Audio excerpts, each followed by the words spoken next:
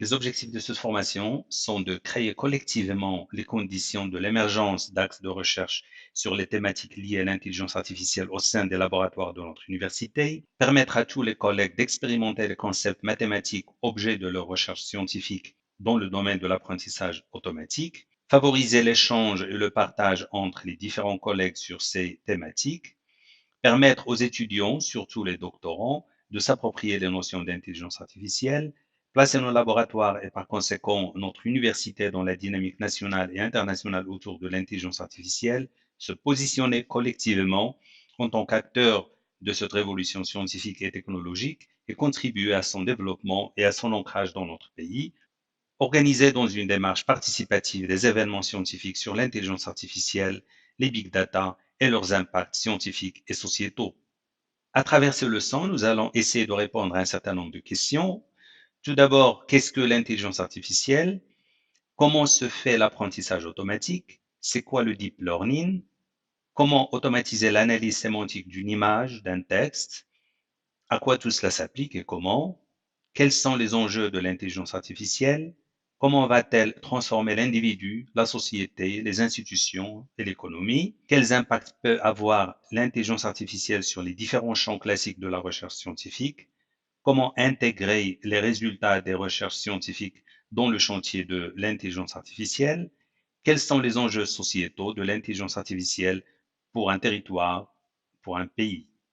Comme première définition de l'intelligence artificielle, nous pouvons considérer qu'il s'agit d'un ensemble de théories, méthodes, techniques, sciences, technologies et algorithmes qui contribuent à doter des machines de capacités de décision et d'action qui sont traditionnellement attribuées à des processus mentaux de haut niveau.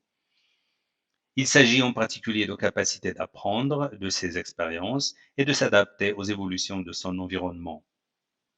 En parlant de l'histoire de l'intelligence artificielle, on peut aller chercher son origine dans les premiers mécanismes automatiques conçus par l'homme.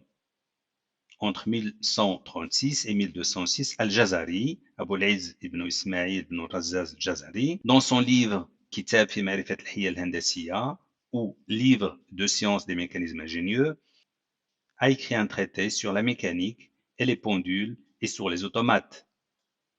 Quelques siècles auparavant, Al-Khawarizmi, dans son livre Kitab al-Mukhtasar fi Hisab al-Jabr wal-Muqabala, traite de façon systématique les équations du second degré en utilisant Al-Jabr où il transforme une soustraction dans un membre en une addition dans l'autre membre, tandis qu'Al-Muqabala revient à supprimer dans les deux membres l'addition d'un même terme. On rappelle ici que le terme algorithme est dérivé du nom d'Al-Khawarizmi.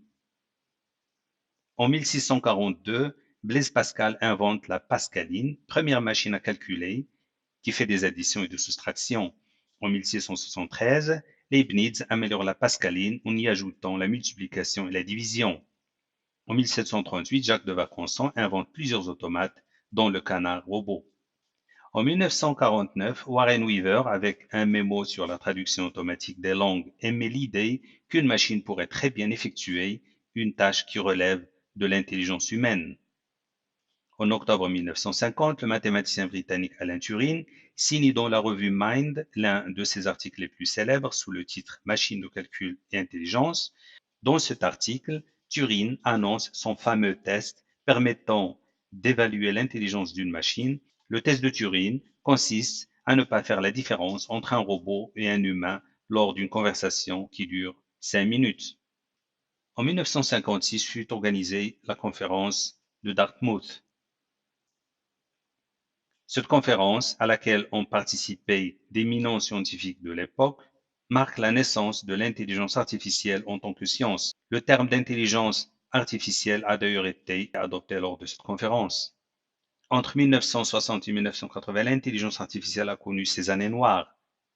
Durant les années 60, les promesses de traduction automatique en masse ne se concrétisent pas. En 1969, McCarthy et Minsky écrivent un livre commun, Perceptron. Ils montrent dans ce livre les limites de l'apprentissage machine learning, ce qui va mettre un coup d'arrêt temporaire aux recherches dans ce domaine. Dans les années 80, le succès des systèmes experts a permis de relancer les projets de recherche sur l'intelligence artificielle.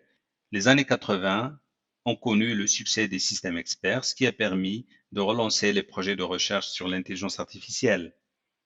En 1997, Deep Blue d'IBM bat Garry Kasparov, alors champion du monde d'échecs.